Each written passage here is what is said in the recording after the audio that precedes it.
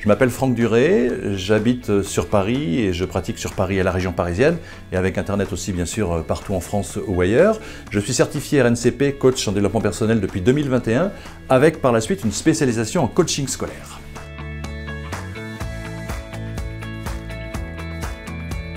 Cette certification m'a permis d'avoir une base, c'est-à-dire que nous avons tous un savoir qu'on a acquis à l'école avec nos parents, on a un savoir-être, voilà, et là on a du savoir-faire. Avec les mises en situation, ça n'est pas seulement que de la théorie, et cette certification permet d'avoir justement cette base solide. On n'a pas construit cette formation sur du sable.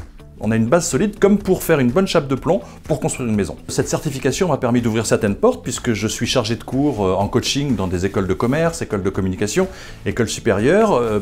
Je fais aussi du coaching pour des personnes comme vous et moi, des personnes de tous les jours qu'on peut croiser dans la rue. Et je fais aussi quelques formations pour les chefs d'entreprise.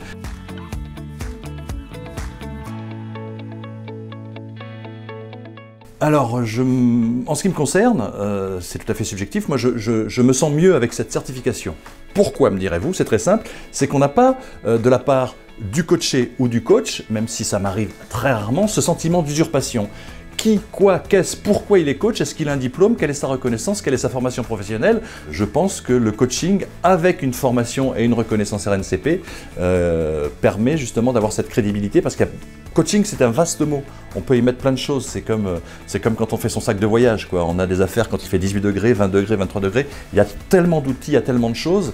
Et je pense qu'il y a une demande et un besoin. Et comme on le sait en coaching, quand on n'assouvit pas un besoin, ça n'est pas une envie.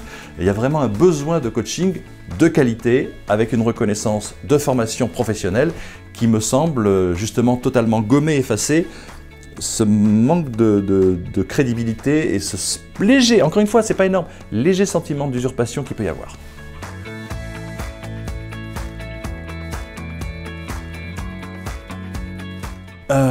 D'abord, la première année, j'ai fait le coaching en développement personnel.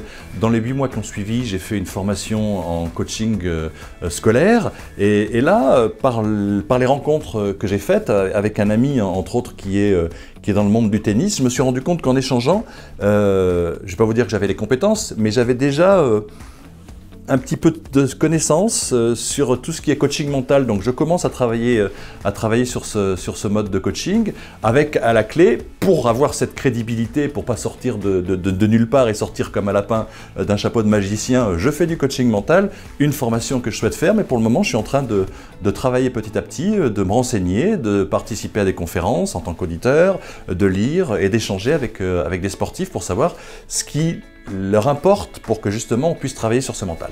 Voilà mon objectif à pas court mais moyen terme pour le moment.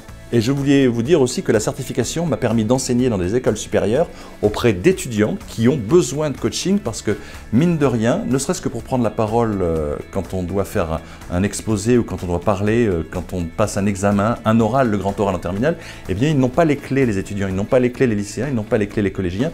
Et cette certification m'a permis d'ouvrir des portes pour enseigner, être chargé de cours dans des écoles supérieures et pour donner quelques clés aussi à des lycéens dont les parents m'ont contacté.